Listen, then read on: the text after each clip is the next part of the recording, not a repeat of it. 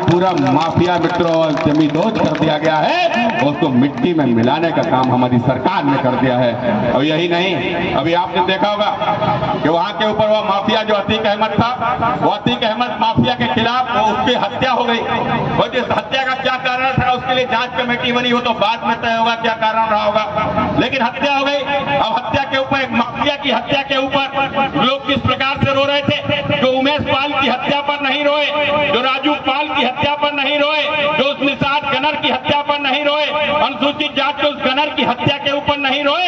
आखिर कारण क्या था? उनके आंसू तब इसलिए नहीं आए थे कि उनकी हत्या करने वाला अतीक अहमद था। लेकिन अब वह इसलिए रो रहे हैं, वह इसलिए रो रहे हैं कि अतीक अहमद की हत्या किसी अपराधी ने कर दी। और जिस प्रकार से वह षड्यंत्र रच रहे हैं, वह चाहे समाजवादी पार्टी हो, चाहे बहुजन समाजवादी पार्टी हो, इस देश के वो तमाम सारे लोग, वह लोग जो कभी मोदी को रोकना चाहते थे, इसलिए कि वो जानते थे कि गुजरात के मुख्यमंत्री रहते यदि हम मोदी को नहीं रोका तो मोदी एक दिन देश की गद्दी पर पहुंच जाएगा। उन्होंने लाखों जतन किए, मोदी को नहीं रोक पाए, लेकिन अब वो समझ रहे हैं कि अब मोदी को नहीं रोक पाए तो मोदी यहां तक पहुंच गए, तो अब योगी को रोक लो। अगर योगी को नहीं रोक पाए तो क्या होगा, ईश्वर ही मालिक है मित्रों, कोई नहीं जानता, कोई नहीं जानता। तो आज वो योगी को रोकने का प्रयास कर रहे हैं, षड्यंत्र रचे जा रहे हैं, अंतरराष्ट्रीय षड्यंत्र रचे जा रहे हैं कि किसी प्रकार से योगी को मुख्यमंत्री पद से हटाओ। अतीक अहमद के भाई के खिलाफ वो चुनाव लड़ गया था, अब वो चुनाव लड़ी नहीं गया था, वहां की जनता ने उसको विधायक दिया था, इसलिए उसकी निर्मम हत्या वहां के ऊपर दौड़ा कर दी गई।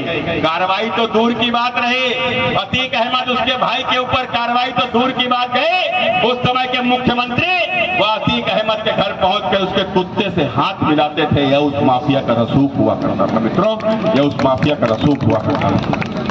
जिस प्रकार से मुख्तार अंसारी कृष्णानंद राय की दिन दहाड़े 300 से भी अधिक AK-47 से गोलियां चलाकर उनकी हत्या करा दी, और हत्या ही नहीं करा दी बल्कि उनके मरने के सौ से उनकी चोटी कटवाकर भी जेल में मंगाने का काम किया। यह मित्रों जहां के ऊपर विधायकों के साथ यह होता हो, वह आम जनता मित्रों गाजर मूली की तरह से ही काटा जाता था, या इस उत्तर प्रदेश के भीतर होता था। लेकिन आपने देखा होगा कि फिर उस माफिया ने गलती कर दी, और वह गलती कब की? भारतीय जनता पार्टी की सरकार थी, जब उत्तर प्रदेश के मुख्यमंत्री योगी आदित्यनाथ थे, और जब उसने गलती कर दी और उमेश पाल जैसे एक साधारण व्यक्ति की जो हत्या प्रयागराज के भीतर करा दी, और उसके साथ साथ उसका गनर जो निषाद समाज से आता है उसकी हत्या करा दी, एक अनुसूचित समाज का गनर था उसकी जब हत्या करा दी, तो मित्रों दूसरे दिन आपने देखा होगा योगी जी ने सदन के भीतर कहा था, योगी जी ने सदन के भीतर कहा था कि इस माफिया को मिट्टी में मिलाने का काम करेंगे। यह सब यहाँ के ऊपर हुआ है, और निश्चित रूप से वो उसकी सबकी जांचें भी चल रही हैं। अब लेकिन जांच होगी तो माफिया तो बच जाएगा, लेकिन वो जो स्टैंप जो थी मित्रों वो फंस जाएगी, माफिया तो बच जाएगा।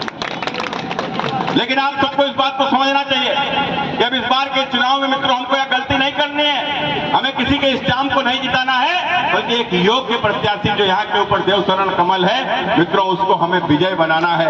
मैं अपील आप सबके बीच में करने आया हूँ मित्रों। आज जिस परिवेश में यह चुनाव हो रहा है, आज भारतीय जनता पार्टी को भी आपकी आवश्यकता है, आज मोदी जी को आपकी आवश्यकता है, आज योगी जी को आपकी आवश्यकता है। जिस प्रकार से मोदी जी ने इस देश में भ्रष्टाचार के खिलाफ निर्णायक युद्ध को छेड़ दिया है, आपने देखा होगा 2014 में जब प्रधानमंत्री श्री नरेंद्र मोदी जी आए थे तो उन्होंने कहा था कि मैं तो खाऊंगा और ना ही मैं खाने दूंगा। आज उसी का यह परिणाम था मित्रों। उस समय उन्होंने जो भ्रष्टाचारियों को देश में चुनौती दे दी थी, आज धीरे धीरे धीरे सही, लेकिन ये तमाम सारे भ्रष्टाचारी जो सत्ता का रसूख में जिस प्रकार से देश के संसाधनों के साथ में लूट करते रहे हैं, जो गरीबों की आने वाली योजनाओं की जो बंदरबांट करते रहे हैं, वो आज ये कार्रवाइयों की जद में आ रहे हैं। किसी के दरवाजे पर ईडी पहुंच रही है, किसी के दरवाजे पर सीबीआई पहुंच रही है, तो किसी का जेल जाने का रास्ता खुल गया है, तो कोई जेल के भीतर चला गया है। मित्रों आज इस प्रकार का निर्णय, तुम्हारी जाति क्या है तो लिखनी पड़ती है कहीं कागजों के ऊपर, तो अलग बात है जो सरकारी दस्तावेजों में, लेकिन उसके अलावा यदि कोई मेरी जात पूछता है तो मेरी एक जात है, वह जात है भारतीय जनता पार्टी मित्रों। और एक पार्टी का कार्यकर्ता, एक पार्टी का कार्यकर्ता, पार्टी का मतदाता, एक पार्टी का समर्थक मेरी जाति का है मित्रों, वो मेरे परिवार का हिस्सा है।